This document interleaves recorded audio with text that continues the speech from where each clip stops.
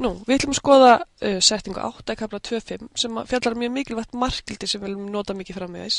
Við ætlum að skoða sönnun á þessu. Við erum með markgildi þegar þeta stefnir á 0 af sínus þeta deilt með þeta er jafnt á 1. Og við sjáum ef við setjum bara þeta inn hérna jafnt á 0, þá fáum við sínus af 0 sem er 0 deilt með 0, fáum 0 deilt með 0. Þannig að það er ekki góð leið til að sýna að þetta sé 1 vegna 0 deilt með 0 er ekki eitthvað sem við getum reiknað. Þannig að við þurfum að sína fram á þetta einhvern veginn öðru sig. Og ég ætla að fara í gegnum sönnunina. Hún er svolítið skemmtileg vegna þess að hún er bæði myndræn og svo getum við notað klemmuregluna sem við erum nýbúin að læra.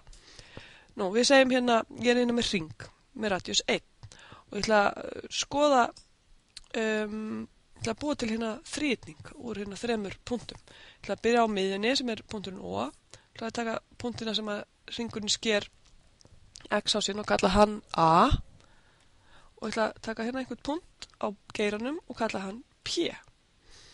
Nú, þá veit ég að hnitt O er auðvitað 0,0, ég valdi að þannig, og hnitt A er þá 1,0 og hnitt P, vegna þess að við erum með einingarhringnum, þá veitum við að þetta er bara kósinus þeta, sinus þeta. Og þá sé ég, ef ég býti þríhyrningina úr þessum 3 punktum, og kalla hornið sem að myndast hérna við positífun x-ás, kalla það þeta. Þá sé ég ef ég tek flatarmál að geiranum hérna, þá er ég með minna flatarmál heldur en flatarmál rauðaþríhyrningsins. Sem sagt, flatarmál geirans A og P er örugglega stærra en flatarmál þríhyrningsins A og P. Ok, hvað ef ég bý nú til nýjan þríhyrning? Læt fara beina línu hérna upp og læt þessa línu halda áfram þannig að hún mætir punktinum, línunni. Þá er þetta punkturinn T. Punkturinn T hefur þá hnitið 1 fyrir 1 hérna út á x-ásnum og upp tangens þeta. Nú, þá er flatarmálið af stóra þríhyrningum minna klárlega stærra en flatarmál svarta geirans. Þannig að við segjum þetta flatarmál er minna en flatarmál þríhyrningsins A og T. Við skulum skrifa upp hvað flatarmálið af hverjum hluta fyrir sig er. Flatarmálið svona geira sem myndar hornið þeta er bara þeta deilt með 2. Flatarmál þríhyrningsins hérna er hálfur sinnum 1 sinnum sínus þeta. Sjáum að hæðin á honum er sínus þeta og breiddin hérna er 1, þannig að svo margfaldum með hálfum. Og þetta er minna en flatarmál bláa þríhyrningsins sem hefur sjálfsögðu bara flatarmáli hálfur sinnum 1 sinnum tangens þeta. Nú, við skulum pröfa að skrifa að við vitum að tangens þeta er sínus deilt með kósinus. Við skulum pröfa að skrifa þetta upp svoleiðis ójöfnun okkar. Þannig að þessi ójöfna er jöfn þeta deilt með 2 stærra en sínus þeta deilt með 2 sem er minna en sínus þeta deilt með 2 sinnum kósinus þeta. Nú er komið einhver ójöfnu hérna. Nú ætla ég að gera svolítið við hana. Ég ætla að taka hana og ég ætla að margfalda hana. Ég ætla að margfalda hana nákvæmlega með tölunni 2 deilt með sínus þeta. Nú veit ég að sínus þeta er pósitív stærð vegna þess að þeta er bara bilið 0 til pi aðrir. Þannig að ég er örugglega margfalda með pósitífri tölu hérna í ójöfnu og það skiptir máli vegna þess að annars myndi ójöfnumerkin snúast við. Þannig við tökum þetta. Margfaldum þessu, hérna fæ ég þessi sem þessi verður 1. Þetta er svo að jafngild jafna og jafna hérna.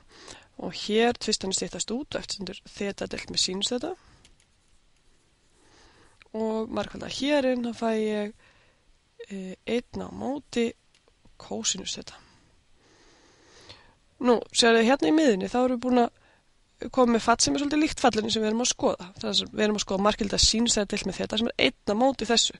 Það við skulum bara snúa ójöfnun okkur við sem 1 á móti þessi stærð er þá minn en 1 á móti þessi stærð. Svo, 1 er stærri en sínus þeta deilt með þeta sem er þá stærri en 1 á móti þessi stærð.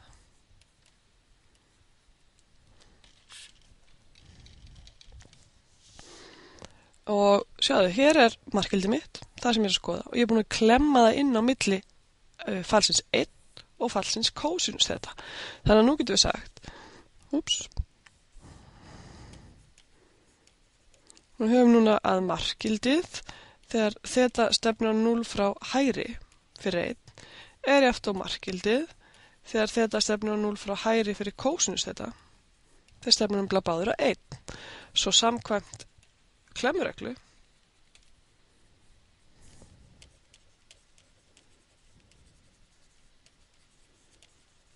er markgildið fyrir þann sem þeir eru að klemma á milli sín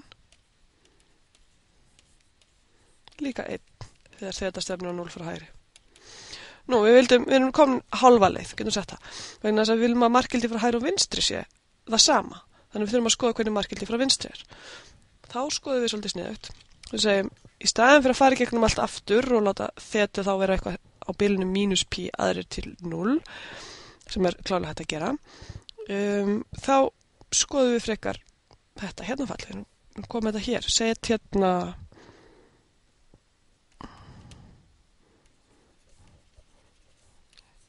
f af þetu til að vera sínus þeta deilt með þeta. Þetta er jafnstætt fall.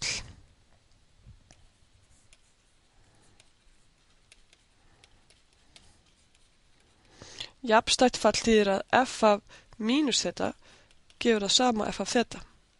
Og þetta er jafnstætt fall vegna þess að sínus þeta er oddstætt, þeta er líka oddstætt, þannig að við erum með oddstætt deilt með oddstæðu sem gefur jafnstætt fall.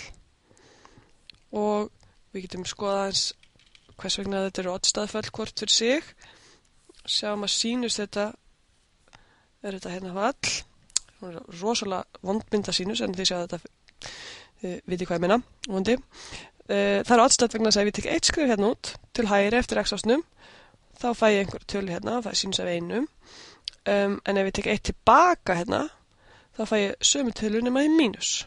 Þess vegna er það oddstætt. Og sama með þetu, það er líka oddstætt.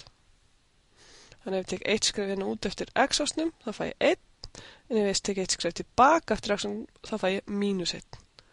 Þannig að bæði það sem er fyrir ofanstrik og fyrir neðanstrik er oddstæðföll, þá er margfaldið af þeim jafnstætt. Nú, vegna þess að þetta gildir, þá vitum við að markgildið fyrir f af þetu þegar þeta stefnir á 0 frá hægri er nákvæmlega sama og markgildið þegar þeta stefnir á 0 frá vinstri. Við getum einfallega sett bara hérna inni og fengið út sama fallið. Þannig að við fáum allt í allt að markgildið af þessum hér er það sama hvort sem ég kem frá hægri eða vinstri, sem þetta er markgildið 1. Markgildið þegar þeta stefnir á 0 fyrir sínus þeta deilt með þetu, hvort sem við komum frá hægri eða vinstri er 1. Og það var einmitt það sem við ætluðum að sanna.